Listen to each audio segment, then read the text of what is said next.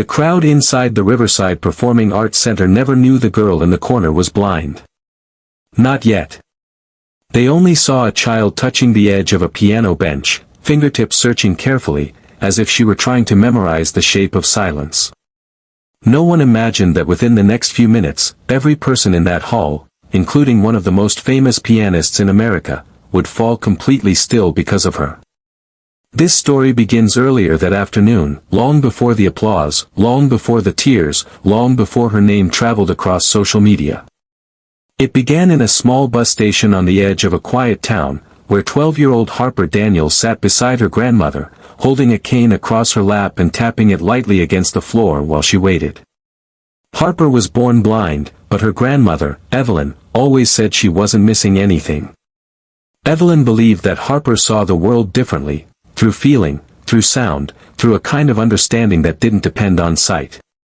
Still, Evelyn tried to give her granddaughter every opportunity she could, even if those opportunities felt hopelessly out of reach.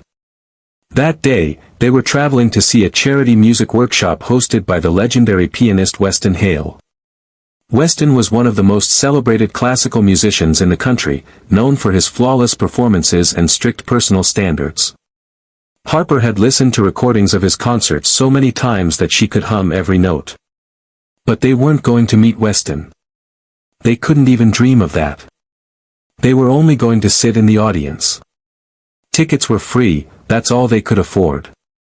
The bus rocked slightly as people boarded. Harper's cane tapped once against the metal side of a seat, guiding her movement. She tilted her face upward, listening to the rhythm of shoes scraping and shuffling. She heard laughter, chatter, distant car horns outside. Everything was clearer to her than it ever was to the average ear. "You feeling all right, sweetheart?" Evelyn asked softly. Harper nodded. "Grandma, do you think he'll really be there?" Weston Hale. "Yes, baby. They say he's doing a full session today." Harper smiled. "I want to hear the way his hands move." Evelyn paused. "Hear his hands?" "Yeah. Some people play and you hear the notes. But Weston, I think you can hear his hands. The weight. The breath. The intention." She ran her palm across her thigh thoughtfully. "I want to know what that feels like." The bus ride took nearly 2 hours. By the time they reached the center, people were already lining up outside. Parents with excited kids, older couples, teenagers with music sheets tucked under their arms, everyone eager to learn something from a man many considered untouchable. Inside, Harper held on to Evelyn's elbow as the ushers guided them toward open seats. As they passed the edge of the stage, Harper lifted her chin. She could sense the piano nearby, not by sight, but by the subtle smell of polished wood and metal, the soft echo of footsteps bouncing differently off its shape. When Weston walked onto the stage, the audience erupted. Harper didn't clap. She listened. There was something different about the way he moved, calm but carrying a tiredness the room hadn't noticed. "Thank you all for coming," Weston said, his voice strong but worn from years of touring. "Today is not a performance. Today is simply about music." He demonstrated technique, posture, breathing. He invited volunteers to come play a few scales or short melodies. Most were nervous, their fingers stiff. Weston corrected them gently but professionally. Halfway through the session, Harper lifted her hand slightly. Her grandmother touched her arm. "Harper, what are you doing?" "I want to try," she whispered. "You didn't come here to play. Baby, you've never even played on a real grand piano." "I know," Harper said. "But I can hear it. I can hear what it wants." Before Evelyn could stop her, an usher noticed Harper's raised hand. His eyes softened, clearly assuming she wanted help with something else. But Weston saw. "You want to play?" Weston asked from the stage. The room grew still. People turned. A few whispered when they noticed her blindness. Harper nodded once. "Yes, sir." Weston hesitated, not dismissively, but with genuine curiosity. "All right then. Come on up. No pressure. Just for fun." Evelyn's heart thudded loudly in her chest. "Harper, baby, are you sure?" Harper only smiled. "I know the song I want to play." The usher guided her carefully up the steps until she stood beside the piano bench. Harper reached out, touching the bench with her fingertips, feeling its edges, its distance from the instrument itself. She sat slowly, tapping the keys lightly as if greeting an old friend she had never met. Weston watched her closely.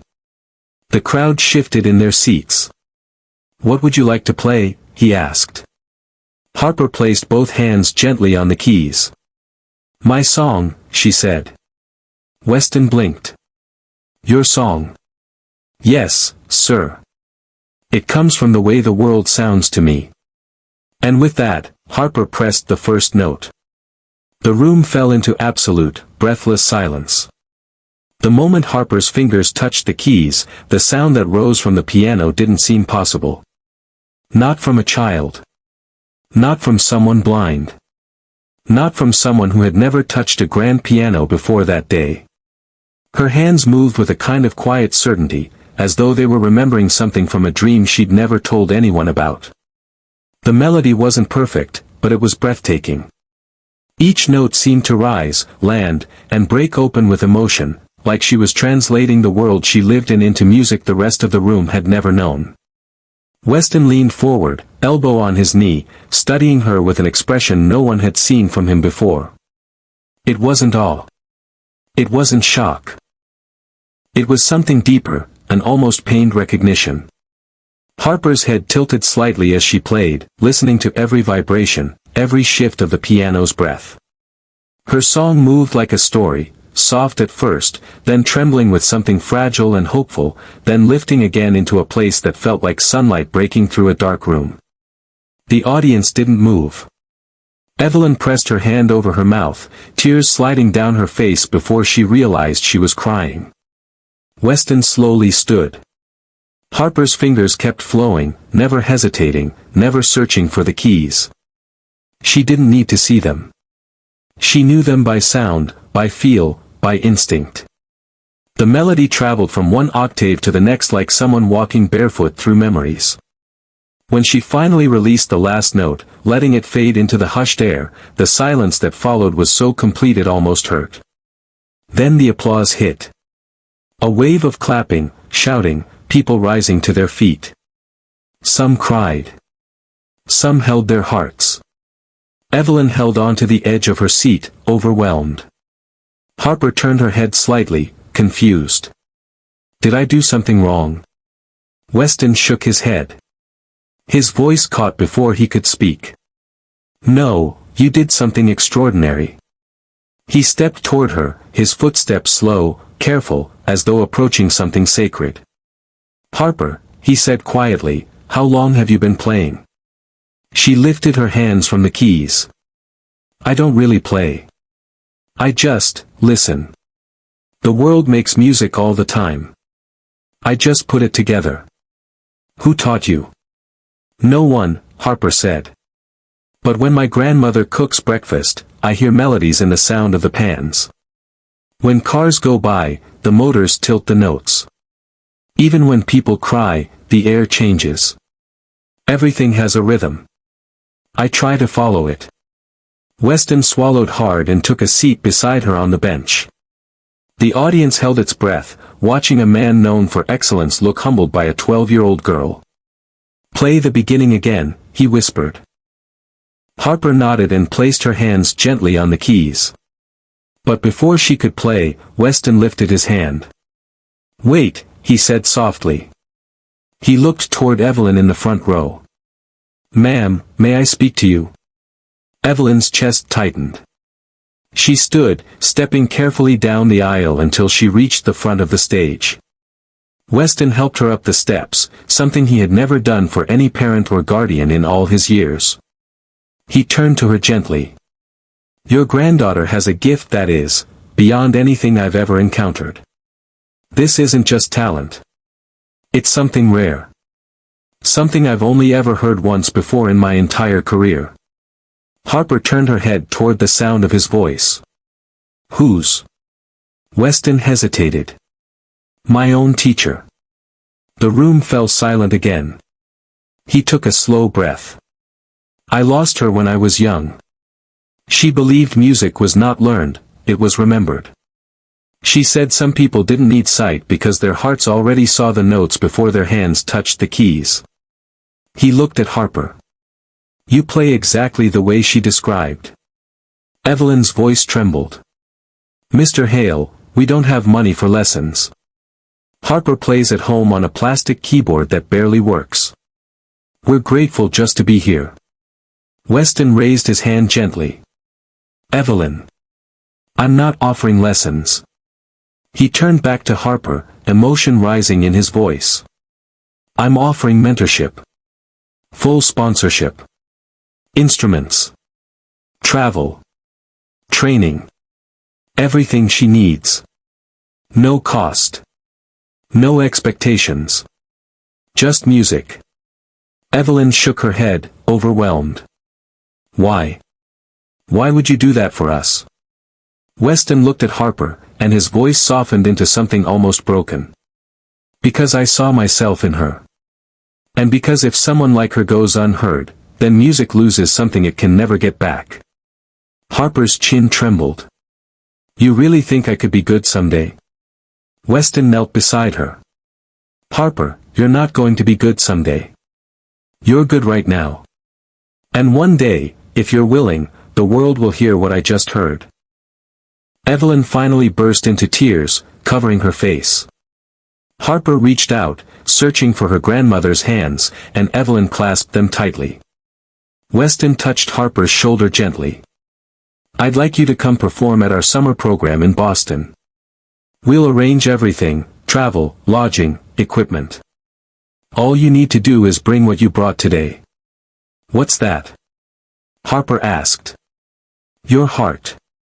A soft laugh escaped her, and the whole room seemed to exhale at once. Harper sat straighter. Can I play my song again? Only, this time, can you play with me? The audience gasped. Weston Hale, the man whose schedule was often booked years ahead, the perfectionist who rarely shared a piano bench, smiled slowly. I would be honored. He sat beside her. Their hands hovered over the keys. Harper nodded, her fingers ready. Follow my lead? Weston asked. Harper shook her head with a small grin. No, sir. Follow mine. The audience erupted in laughter, but Weston only smiled wider. She played the first note. He followed. And together, one man who had spent his life chasing perfection, and one little girl who found music in the unseen, they created something that felt like healing. By the time they finished, people were crying openly. The applause rose again, louder than before, filled with gratitude, wonder, and a sense that they had witnessed something they would carry forever. Harper stood from the bench, holding her grandmother's hand, unaware that videos of this moment were already spreading online. By nightfall, millions would know her name. But in that moment, as she listened to the audience cheer, she whispered to Evelyn. Grandma. I think this is what the world sounds like when it believes in you. And Evelyn squeezed her hand. Baby, it's only the beginning.